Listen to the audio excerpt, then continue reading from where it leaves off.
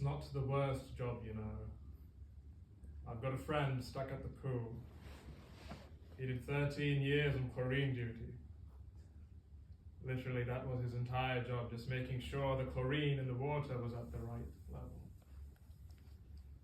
Then he got shifted over to being a lifeguard. Not quite sure what the point of those are around here. Nobody ever seems to die.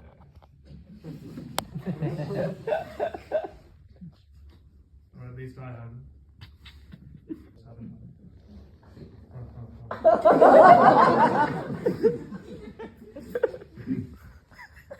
For the last few years, he's been a receptionist. You know, taking down kiddies' names for swimming lessons or organizing substitute teachers for the seniors as water aerobics classes. That kind of menial task.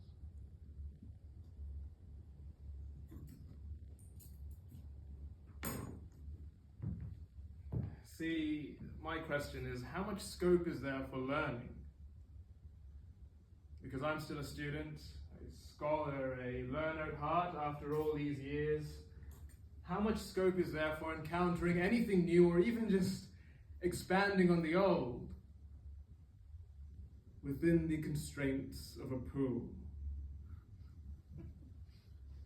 Because really, how much can be extracted from an out-of-breath conversation in between counts of 5, 6, 7, 8, or by observing a customer's freestyle technique as they do lap after lap of the 50-meter pool?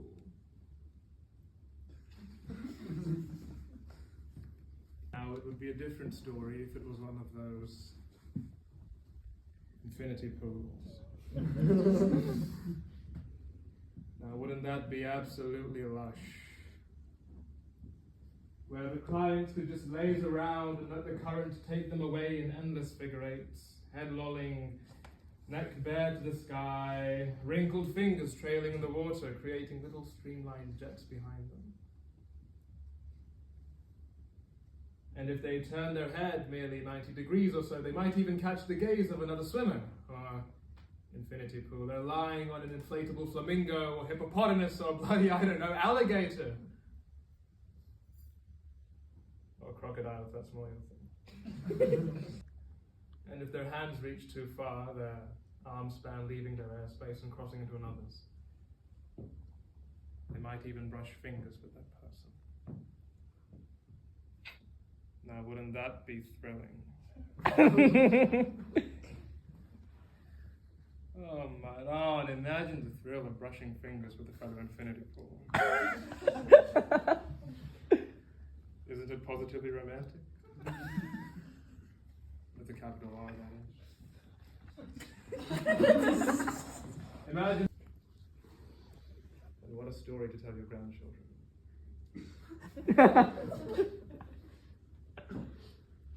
I met your grandmother at the intersection of an infinity.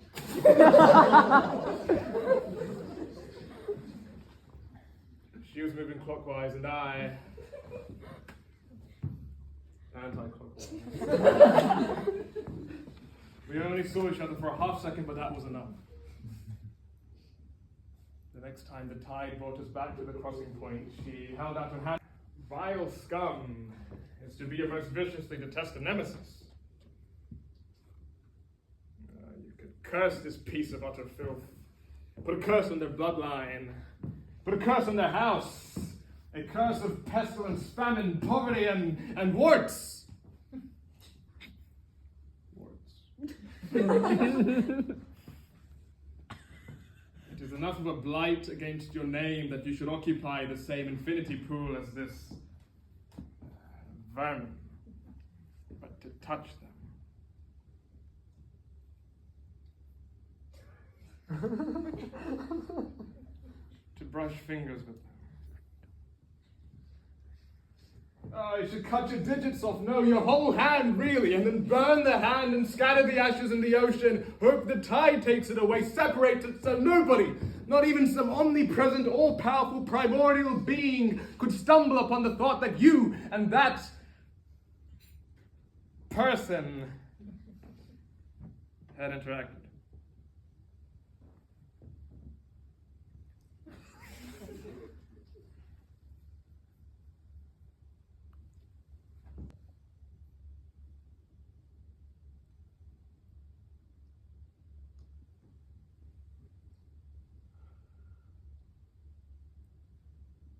Or I guess there is the third option of perfect neutrality. Or I guess there are a million potential in-betweens. Fingers brush, and in the pit of your stomach you feel the tug of deja vu. You're standing on the bus and the driver brakes too hard, too suddenly, and you standing go flying forwards, nose bumping into the backpack of the stranger in front of you. They turn around to steady you, and then you go about your day replaying that moment. That 1 second was not enough to catch a glimpse of the stranger's face, so the memory alters with each conception. Were they tall and lanky, kind face with red hair, handlebar mustache?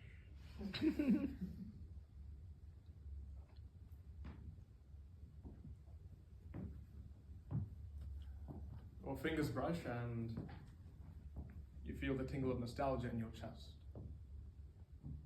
It's your old music teacher giving you a rare smile. Or it's the boy you sat next to in class once a week for 3 months, whose name you were never quite sure of.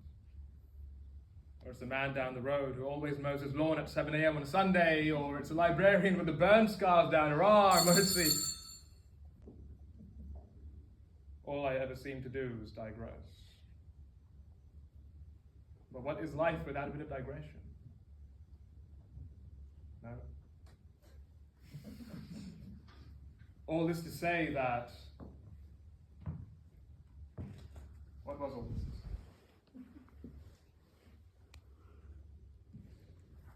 All this to say that working at an infinity pool would put you in such an optimum position, witnessing such glorious interactions. No, that's not what I was trying to say.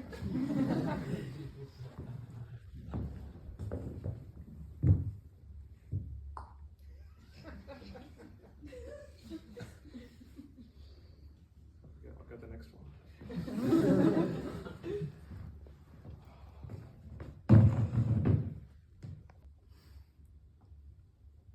All this to say that working at a regular pool means you can live with the knowledge that life could be this wonderful...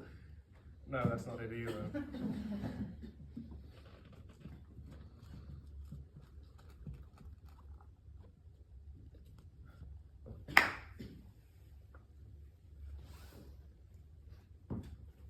All this to say that, all things considered, my job is not quite so bad as it could be. Yes, that's it. It's not the worst job, you know. Yeah. I have to go now. Years. I even remember seeing him when I was allocated to the kitchen washing dishes for a couple decades. He likes to feel good about himself, likes to feel as if he's always winning, and it's even better if Sandra is here to see it. She's a newer fling, but she's lasted a lot longer than some of the other women. Look, watch this. Ah, good. What vintage is that? Oh, come now, Elliot. You know the answer to that better than I would. I didn't know you were good with wines. Good is an understatement. Elliot can identify any wine by smell alone. Oh, stop it. Is that true, Elliot? Oh, it most certainly is. In fact, how about we make this a little game? Oh, go on then. I do love a good challenge. Oh, I know. I'm going to pour each of you a glass, and without telling you what it is, you have 1 minute to guess. If you're right, the bottle is yours, on the house. And if not? Oh, I have faith in you, Elliot. Then I suppose.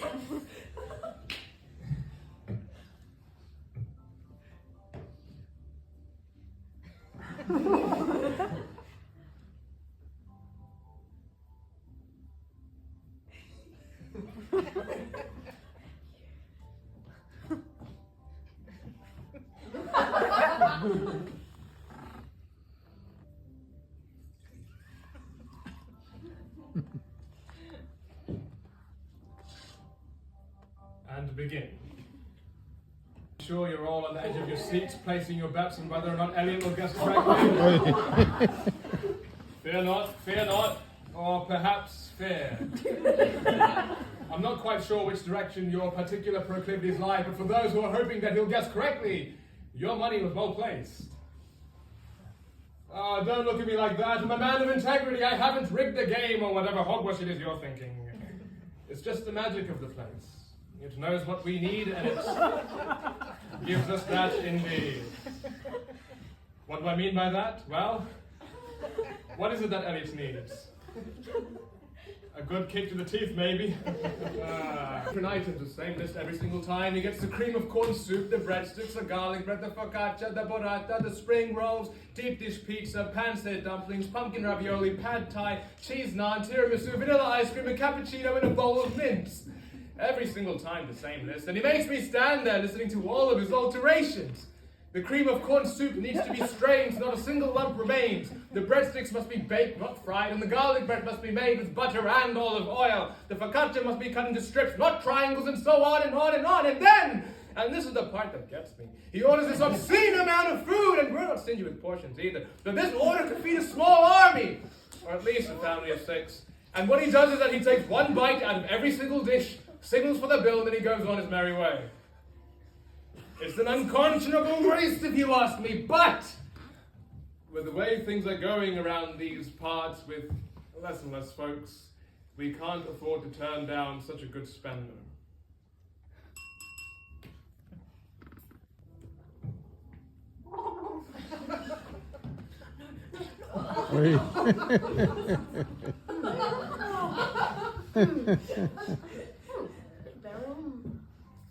No acorn.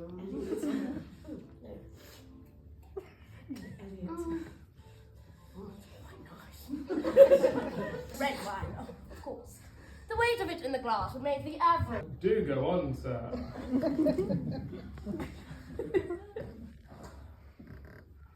It's a hard decision in these moments to know which of the customers' needs to prioritize. But here's the trick. You, or I guess I, have to look after whoever needs me more. Sandra. I've been seeing her come in with Elliot for the last few years, and she doesn't need me. She has herself, doesn't she? And that's the job, really, figuring out what they need. And what Elliot needs is someone to listen to him. Sandra, all she needs is a bit of confidence. And if she spends enough time with, well, pretentious wankers like Elliot, that'll come automatically. The thing about pretentious wankers is that deep inside, they're just insecure and they don't know anything, and what they so desperately need is just plain old validation. And Sandra, she won't be the one to give that to Elliot. She'll move on soon enough. You'll see.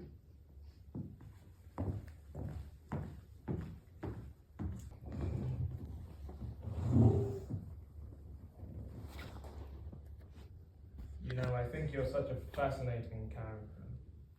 Did you know that you favor your left hand quite heavily? No, I didn't know that. Well, it's true. Your entire left side, actually.